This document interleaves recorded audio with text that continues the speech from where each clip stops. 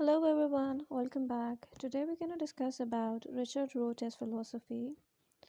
Richard Rorty is an American pragmatist philosopher and public intellectual, noted for his wide-ranging critique of the modern conception of philosophy as a quasi-scientific enterprise aimed at reaching certainty and objective truth.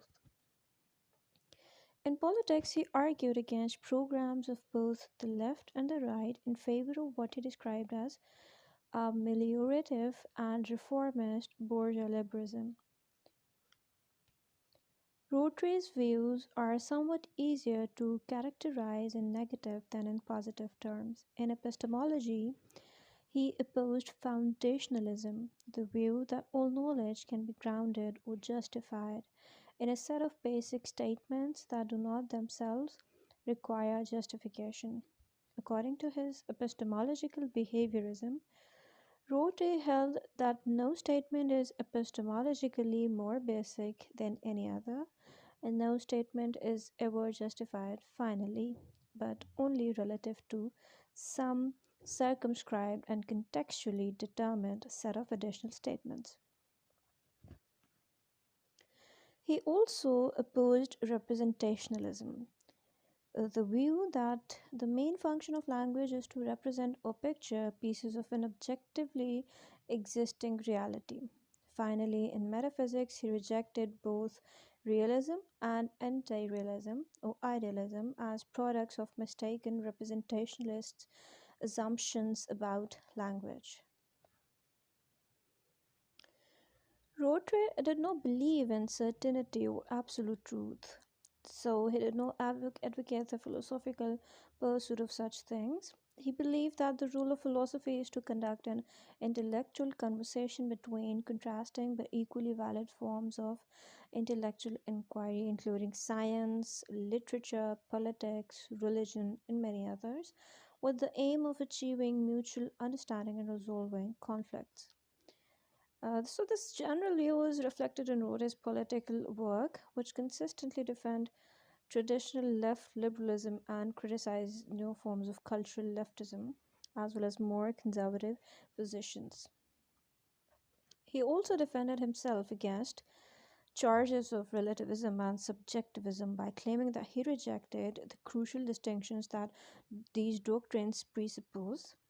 Some critics have contended that his views lead ultimately to relativist or subjectivist conclusions, whether or no Rotary wished to characterize these in those terms.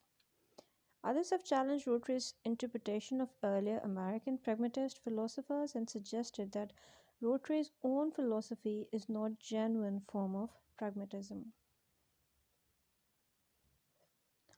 The Blackwell Dictionary of Western Philosophy 2004 defines Neopragmatism as a postmodern version of pragmatism, which was developed by the American philosopher Richard Rorty.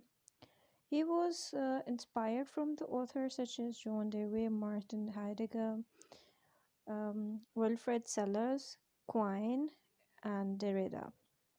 It's a contemporary term for the philosophy which reintroduces many concepts from pragmatism. New pragmatism, sometimes called post-Avian pragmatism, linguistic pragmatism, or analytical pragmatism, it is actually the philosophical tradition that infers that the meaning of words is a result of how they are used rather than the meaning of what people intend for them to describe. Traditional pragmatism focuses on experience. Rorty centers on language.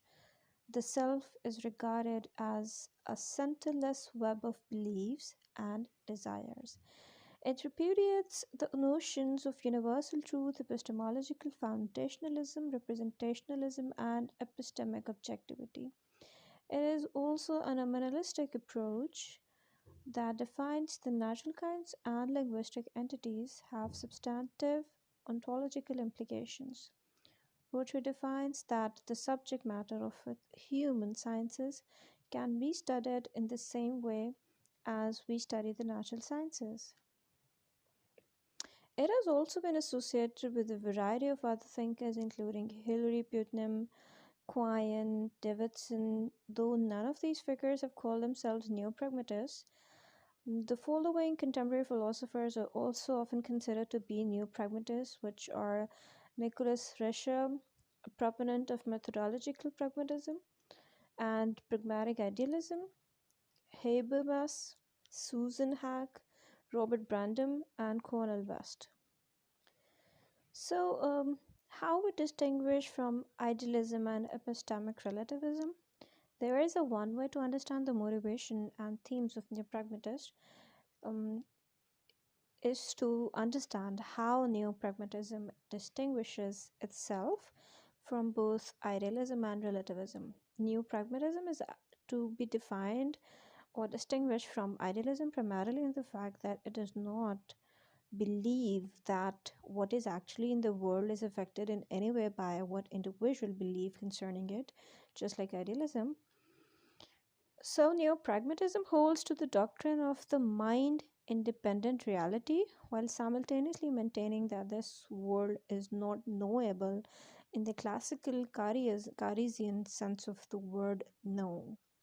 The new pragmatist views mind independent reality to causally influence people's mind, but whatever way the influence may be on the individual mind is up to the individual.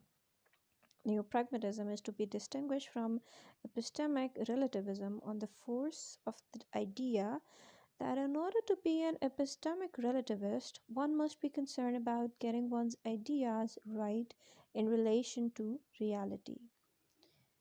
The thesis views this to be a concern which is of no use and therefore is to be discarded. New pragmatists hold that it makes no sense to talk about getting reality right due to the fact that this adds no utility to do so.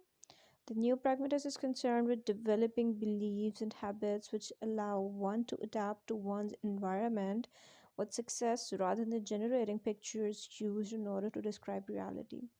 Since new pragmatism lacks any concern for generating descriptive pictures of reality, the whole question of epistemic relativism is meaningless. So, this was all about neo pragmatism and Richard Rotary. Thank you so much for listening. Take care. Bye bye.